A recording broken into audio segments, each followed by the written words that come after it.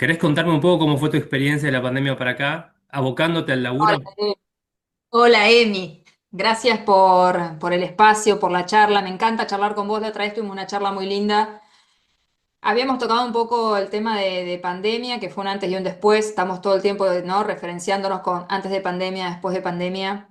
Yo te había comentado de algunas cosas desde lo astrológico, que uno puede encontrar como una especie de reflejo, de representación en esto que miramos los astros, de que había un antes y un después con el tema de pandemia y que iba a afectar lo que vemos todos en lo concreto, que es la afectación a nivel de salud mental, el impacto a nivel emocional que ha tenido, primero por la cantidad de pérdidas, por lo abrumador y lo incierto que fue en su primer momento, a nivel también fue muy rápido, muy visceral, muy mundial, y eso creo que nos dejó a todos un poco como, está pasando algo y es en serio y no sabemos hasta dónde, hasta cuándo, qué es, cómo es.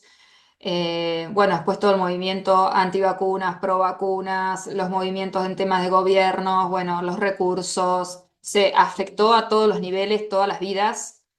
Algunas personas, me incluyo, nos encontró, quizás, yo ya digo que, me acuerdo que te dije, me agarró la pandemia antes, a mí me pasaron un montón de cosas muy graves antes y entonces cuando llegó la pandemia fue mi momento para descansar y me agarró con trabajo online. Yo venía, como vos decís, con terapias.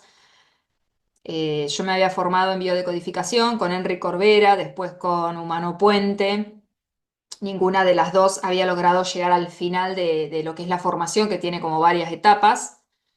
Pero bueno, ya había empezado a trabajar historias familiares, estaba muy conectada con algunas herramientas de pueblos originarios para trabajar ritualmente cuando uno no puede despedir a un familiar y creo que en pandemia me tocó hacer mucho como esa asistencia de dar herramientas y recursos para que ese duelo pueda en algún punto arrancar, aunque sea simbólicamente, porque fue uno de los traumas también de no pude despedir a mi papá, a mi mamá, no pude enterrarlo, no pude y entender, ¿no? El ritual, algo tan incorporado y naturalizado que tenemos al menos acá en Occidente, de poder despedir a nuestros seres queridos.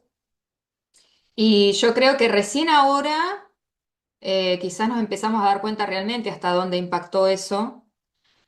Hasta cada extracto social a nivel, digamos, socioeconómico, pero también a nivel etario creo que le impactó distinto. Por ejemplo, los adolescentes creo que lo sufrieron muchísimo y que hoy por ahí son personas que ya están en los 20 y pico, pero que recuerdan ese momento de pandemia como un trauma donde uno está en la época de explorar, de salir, de buscar sus libertades y de entender quién es y la pandemia los encerró, ¿no? Que distinto para una persona adulta que ya, bueno, se desarrolló, está en otro momento de la vida, atendiendo otras prioridades.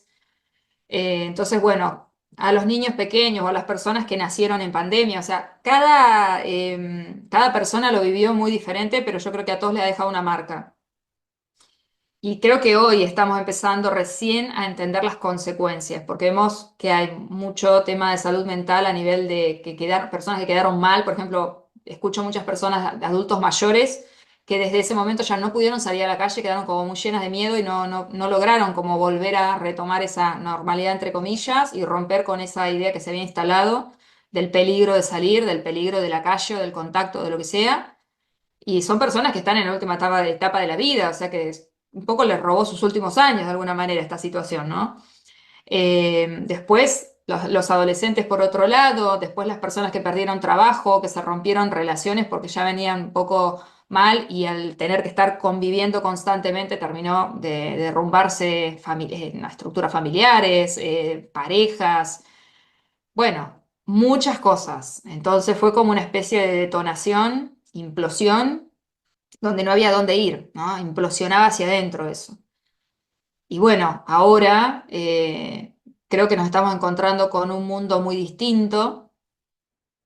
Y esto de volcarnos a, como todo era tan incierto, creo que lo incierto es lo que hace que el hombre, o el hombre, me salió el patriarcado, que el ser humano se abra a lo diferente. Ante lo incierto, si lo que conozco no me ayuda, voy a abrirme a lo que no conozco. Y creo que había mucho de las terapias alternativas, como se le llamaba, de la New Age, de todo lo que son, todo lo que no es científico, que es lo primero que se apunta, no es formal, no es científico, y que obviamente da mucho miedo porque hay mucha gente, ¿no? Se dice hay mucho chanta, hay mucha gente con curso de un mes, no sé, abriendo registros akáshicos, leyendo las manos, diciéndote no sé qué cosa y que es peligroso y que es verdad, estoy de acuerdo, que hay que ser muy responsable cuando uno está en un terreno no formal, eh, que ha hecho que la gente, bueno, buscara respuestas. Creo que es buscar respuestas, entender qué estaba pasando, buscar calma, sosiego, un punto de apoyo que afuera no había, que no estaba, digamos, en las estructuras de sostén cotidiana, ¿no? Los gobiernos, las instituciones, bueno, era como, no está ahí, ¿dónde busco? Bueno, busco donde puedo. Y esto de estar más conectados con el mundo online, porque eso también nos llevó a estar más conectados con lo virtual, hizo que la gente empiece a descubrir personas, canales, información, contenido, miradas de lo que estaba pasando muy disruptivas, muy diferentes, muy que por ahí en otro momento no le hubieran dado bolilla, por decir así. En mi Gaby, caso yo ya venía, sí, decime. no, no, contame, en tu caso.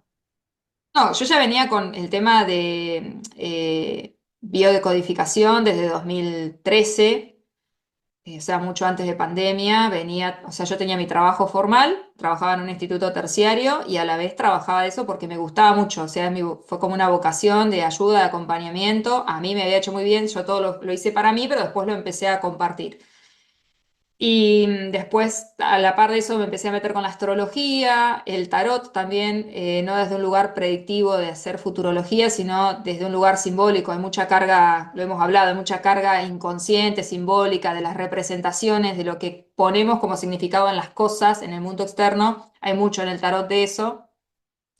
Y bueno, yo acompañé desde ahí, siempre justamente tratando de hacerlo con mucha responsabilidad, con mucha claridad de lo que se ofrece y que sea un trabajo hacia adentro, no para ver qué me va a pasar, descansar en una herramienta externa o en un otro, que imagínate que yo siempre digo, no puedo ponerme en ese lugar porque no lo tengo, no, creo que nadie lo tiene. Sí podemos usar eso como recurso, como herramienta.